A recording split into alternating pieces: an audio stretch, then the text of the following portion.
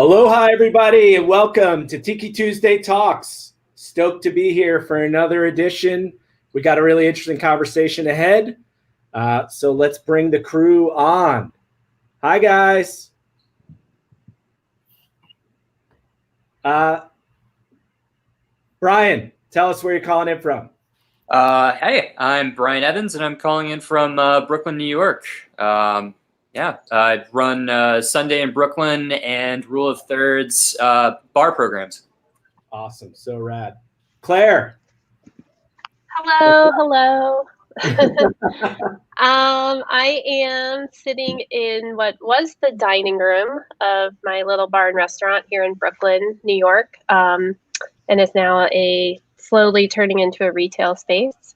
But our place is called Hunky Dory here. I'm the owner, and then I also have a platform talking about sustainability in bars and restaurants called Outlook Good.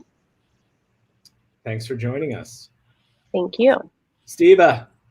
Hi. I'm in Birmingham. Lovely. The plant's in a different spot today. You're changing it up. Well, we're always together. That's the important thing. George and I are always together, so that's all that matters. He's got a new leaf. It's very nice. Oh, wow. All right. The evolution. We should do like a phased thing, you know? Oh, yeah. He's going to get to like a giant. That'll be awesome. Aaron, how's Baltimore? You're muted, so we don't know.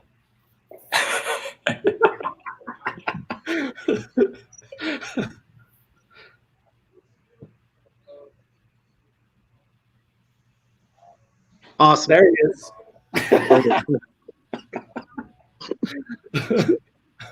Anything else to add? No, I'm very excited for this talk. Very excited. All right, perfect. Love it. All right, guys, we'll circle back with you shortly. Let's move this thing along. So, Claire is going to be speaking all hands on deck why Tiki must get green. As mentioned, owner, bartender, Hunky Dory, founder of Outlook Good. Look forward to hearing more about that. As usual, chat box and questions if you're in Crowdcast. Please feel free to ask questions as well with Facebook Live. Also, stoked for you guys to share the event. Tip jar is Venmo at Hunky Dory BK. Always appreciate it if you guys can donate. Presentation 30 to 40 minutes, cocktail session for 10, and then 5 questions with the Tiki fam with Brian. So Claire, a little background. Claire has bartended, managed, and consulted some of the country's most well-known and awarded cocktail institutions, from Houston to SF and now New York. She's worked vigorously against issues of sustainability within the industry. Her past work with Tin Roof Drink Community was honored with the industry's first ever Sustainable Spirit Award and the 2017 Golden Spirit Educator Award presented at Tales of the Cocktail. Most recently, she opened an awesome spot, Hunky Dory in Crown Heights in Brooklyn. It's landed many accolades, including being named on several Best of New York lists. And then she's going to get into a bit on Outlook Good, a consulting and educational company focused on her goal of creating a culture of shared information and inclusivity centered around greener bar practices. So with that, we'll hand it over here. I get it. It's me. Great. Thank There it you. is. Yeah, that's you. I like went back and forth on a few names to make this topic sound like more fun, and wanted to add lots of like fun imagery to it. But to be honest, I'm not going to pretend that this is the most fun conversation to have within cocktails. But that being said, I think it's all things worth considering.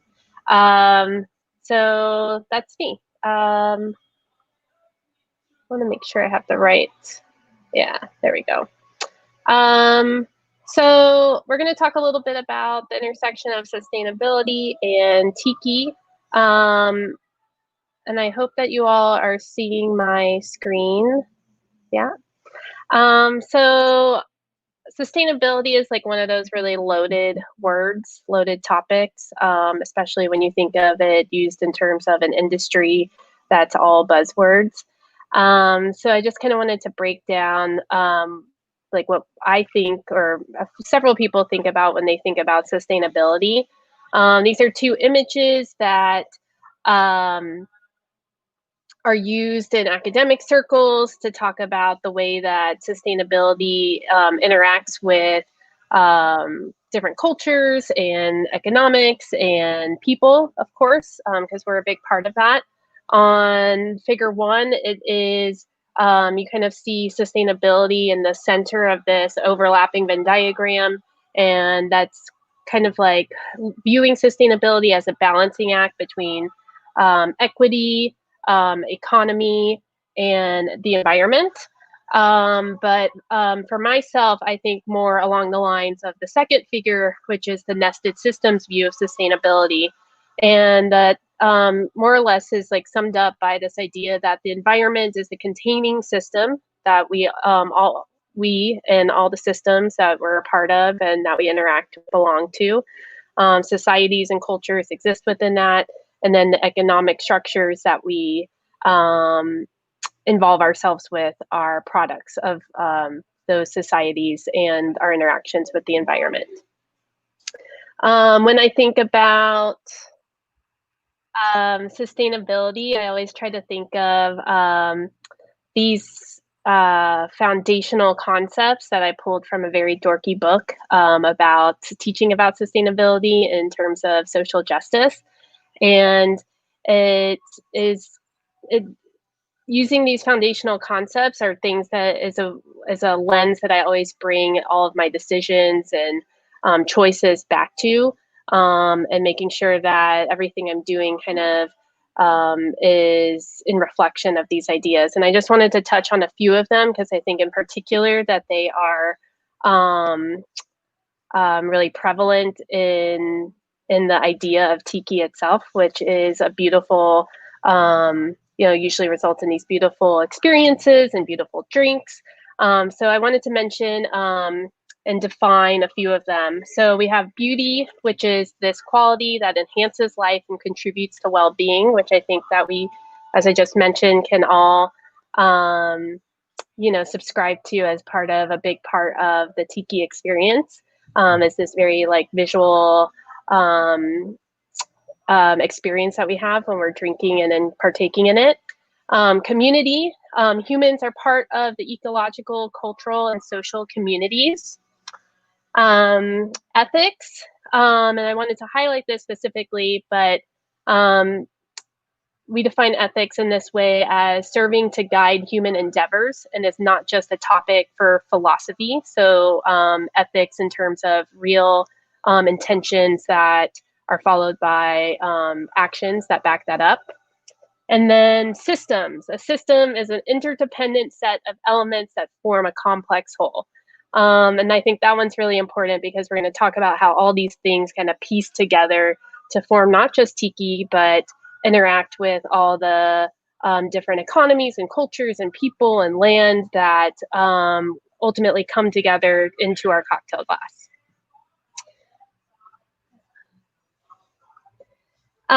So I just wanted to kind of address the fact that, people are always like, oh, why are we talking about this? Let's talk about rum. Let's talk about who has the best coconut cream recipe. And that's really cool. But, I mentioned fun. I think I said fun like 20 times in the beginning. But I think that even calling myself out, that there is this idea that, tiki is supposed to be fun, cocktails are supposed to be fun, bartending is supposed to be fun, sustainability is not fun. And what I think that line of thinking does is frame like, it presents this false dichotomy, like you have to choose between the two. For myself, we at Hunky Dory do a lot of cocktails here that center sustainability, and I think that they're all very fun and whimsical, and it's built into the name of our business, Hunky Dory, and everything we do here. Sustainability is the underlying value, so it actually adds value to, our all these like fun little things that we do that makes people like our place so much. And I also wanted to consider that fun in itself has a question of equity embedded in it, that there is definitely a discussion that who has access to this fun that we are supposedly having when we're enjoying tiki, and who doesn't. And then just to consider what type of fun are we having that does not consider people having their basic needs and rights met. I think 100% sustainability can be fun. Thank you. Thank you for that validation. So we need, we need tiki to escape. So this is another like really big, I don't want to say excuse, but maybe another reasoning why we don't want to think critically about tiki in terms of sustainability. So when we think of the idea of escapism, there is like obviously some things that are like kind of problematic within that. Ultimately, escapism refers to escaping, life's problems, and it kind of legitimizes the responsibility of the real world's problems, right? And I'm not saying there's anything wrong with that, but there is, we still need to make sure that we're not losing sight of some really important things along the road. So it's not about absolving oneself of accountability or, rushing into that necessarily either, even though I personally believe that you should, but it's about this balancing act. And I think one really important thing here is when we talk about escapism in tiki, we have to think about the places that we're escaping to, and the lands and the people that are part of this culture of tiki are often the people that are most negatively impacted by climate change around the world. And we'll talk about that a little bit later. But again, like consider, where do the people in these places get to escape to as waters rise and land is compromised as climate change moves forward. Also, this is not going to be a talk about does climate change exist or doesn't it, just so you're aware. You're in the wrong room.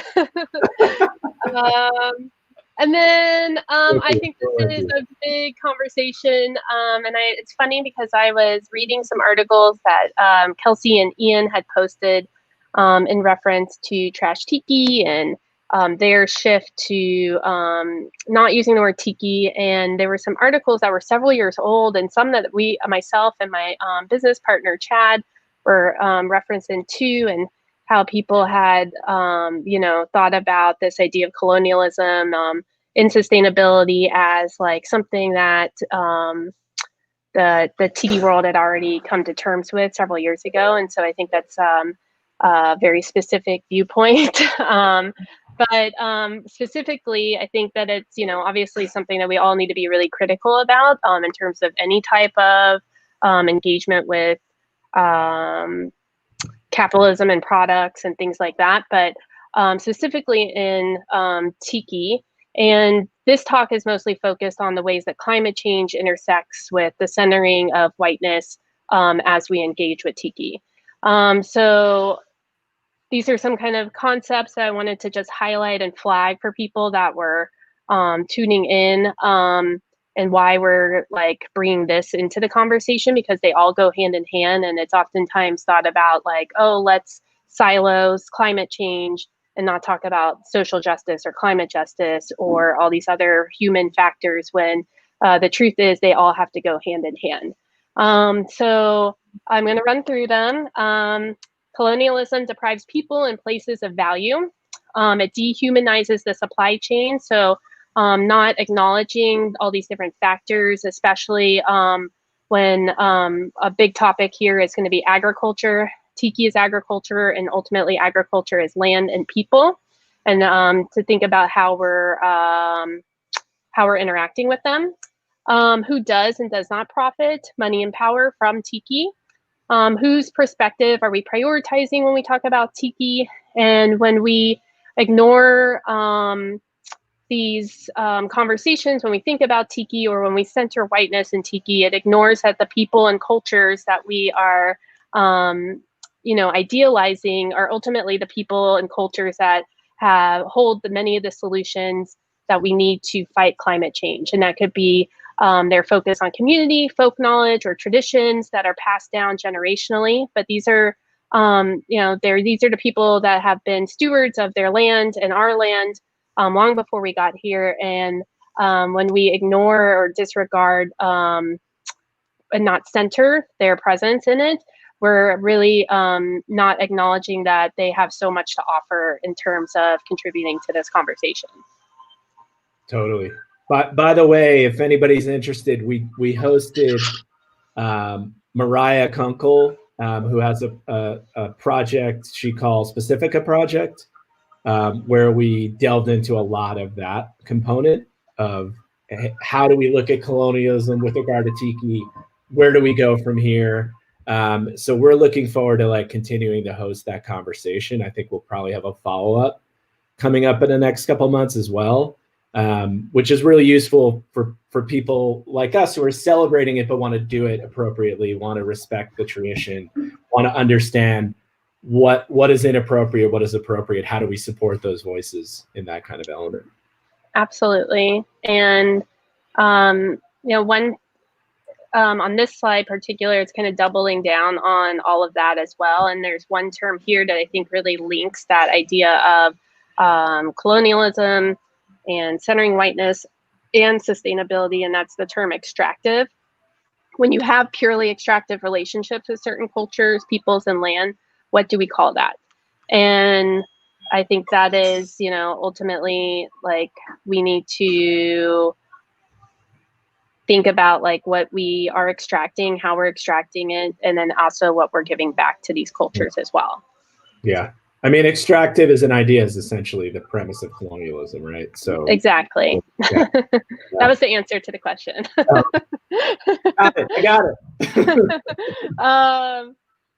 So this was a quote from a writer who wrote for an article for Punch Drink a few years ago called The Paradise Paradox, that actually talked about all of these things in terms of sustainability and Tiki, trying to understand if sustainability is a trend in cocktails. It's been the focus of my work for the last 8 years, so I don't know what constitutes a trend at that point, but it's definitely something that is slow to work its way into the fabrics of our bars. And but more and more I get more and more every day I get more people interested in it, and you can see like these little pieces of momentum happening, whether it's something as low-hanging fruit like straws, or it's something like thinking about where their rum is coming from.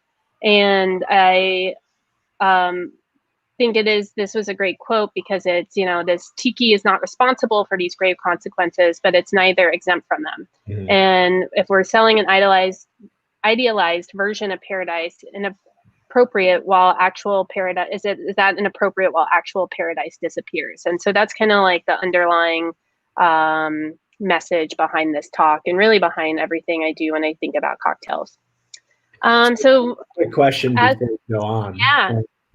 I'm curious about those conversations. So where are they coming from? Is it people at the bar, what's kind of the breakdown of like the conversations about either products or, you know, sustainability in cocktailing or whatever? Like, give us a little more on that. I'd love to hear a little more about what you're experiencing. Are you talking about like when we interact with guests, or? Yeah, is that what you're referring to? I Or is it think more like that industry people reaching out for insights from you? both. So we definitely lots of bartenders, definitely media, and even here at our bar, you know, we've made a big point to, we're kind of transparent in all of our operations. And that's just like our MO. And so we talk about a lot of things that probably would make certain restaurant institutions shudder. But we don't really keep up too much of that illusion of things aren't fucked up. And so when people are like, how's it going in the pandemic? I'm like, it's not great. All my friends are out of work and they're losing their jobs. And